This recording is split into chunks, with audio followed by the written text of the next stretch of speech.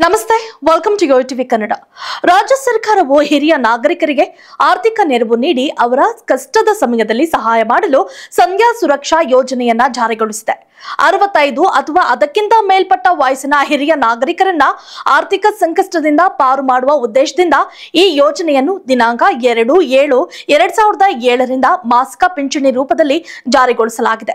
ಈ ಯೋಜನೆಯ ಅಡಿ ಅರ್ಹ ಫಲಾನುಭವಿಗಳಿಗೆ ಮಾಸಿಕ ಆರ್ಥಿಕ ನೆರವು, ವೈದ್ಯಕೀಯ ಸೌಲಭ್ಯಗಳು ಮತ್ತು ಸಾರಿಗೆ ರಿಯಾಯಿತಿಗಳಂತಹ ವಿವಿಧ ಸೌಲಭ್ಯಗಳನ್ನು ಒದಗಿಸಲಾಗುತ್ತಿದೆ. ಈ ಪ್ರಯೋಜನೆಯಿಂದ ವೃದ್ಧರಿಗೆ ಲಭ್ಯವಿರುವ ಪ್ರಯೋಜನಗಳಂದ್ರೆ ಅದು ಮಾಸಿಕ ಪಿಂಚಣಿ ಅರ್ಹ ಅಂದ್ರೆ ಫಲಾನುಭವಿಗಳಿಗೆ ತಿಂಗಳಿಗೆ 1200 ರೂಪಾಯಿಗಳ ಆರ್ಥಿಕ ನೆರವು ನೀಡಲಾಗುತ್ತಿದೆ. ಈ ಮೊತ್ತವು ವೃದ್ಧರ ದೈನಂದಿನ ಖರ್ಚುಗಳನ್ನು ಭರಿಸಲು ಸಹಾಯಕವಾಗಲಿದೆ. ಮತ್ತೊಂದು ಸಾರಿಗೆ ರಿಯಾಯಿತಿ. ರಾಜ್ಯ ಸಾರಿಗೆ ಬಸ್ಗಳಲ್ಲಿ ರಿಯಾಯಿತಿ ದರದಲ್ಲಿ ಪ್ರಯಾಣಿಸುವ ಸೌಲಭ್ಯವನ್ನ ಒದಗಿಸಲಾಗುತ್ತದೆ.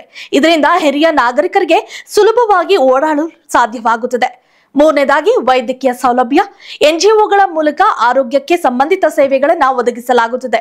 ಇದರಿಂದ ವೃದ್ಧರ ಆರೋಗ್ಯ ರಕ್ಷಣೆಗೆ ಒತ್ತು ನೀಡಲಾಗುತ್ತದೆ.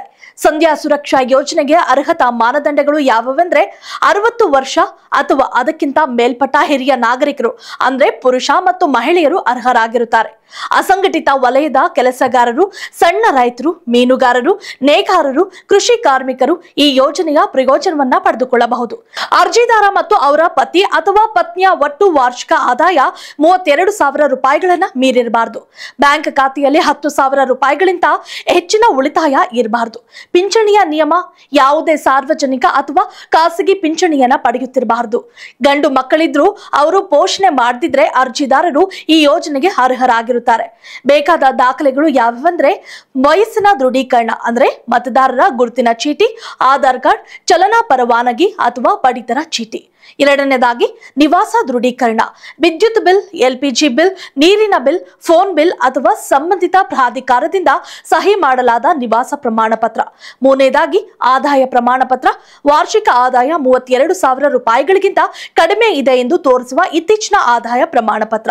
ನಾಲ್ಕನೇದಾಗಿ ಬ್ಯಾಂಕ್ ಖಾತೆ ವಿವರಗಳು. ಬ್ಯಾಂಕ್ ಖಾತೆಯ ವಿವರಗಳನ್ನು ಒದಗಿಸಬೇಕು. ಐದನೇದಾಗಿ ವೃತ್ತಿಪರ ಪ್ರಮಾಣ ಪತ್ರ.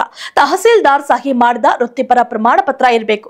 ಅರ್ಜಿ ಸಲ್ಲಿಕೆಗೆ ವಿಧಾನ ಯಾವುದೆಂದ್ರೆ ಅರ್ಜಿ ನಮೂನೆಯನ್ನ ಅಧಿಕೃತ ವೆಬ್ಸೈಟ್ ನಿಂದ ಡೌನ್ಲೋಡ್ ಮಾಡಿ ಎಲ್ಲಾ ವಿವರಗಳನ್ನ ಭರ್ತಿ ಮಾಡಿ ಸ್ವೀಕೃತ ನಮೂನೆ, ಉದ್ಯೋಗ ಪ್ರಮಾಣ ಪತ್ರ ಮತ್ತು ಇತರ ಅಗತ್ಯ ದಾಖಲೆಗಳನ್ನ ಲಗತ್ತಿಸಿ ಅರ್ಜಿಯನ್ನ ಗ್ರಾಮ ಪಂಚಾಯಿತಿ ಅಥವಾ ಪುರಸಭೆ ಕಚೇರಿಯಲ್ಲಿ ಸಲ್ಲಿಸಬೇಕು. If you like this video, ಬೇಗ ಲೈಕ್ ಮಾಡಿ, ಕಾಮೆಂಟ್ ಮಾಡಿ, ಶೇರ್ ಮಾಡಿ ಹಾಗೂ ಯೋಯೋ ಟಿವಿ ಕನ್ನಡವನ್ನು ಸಬ್ಸ್ಕ್ರೈಬ್ ಮಾಡಿ.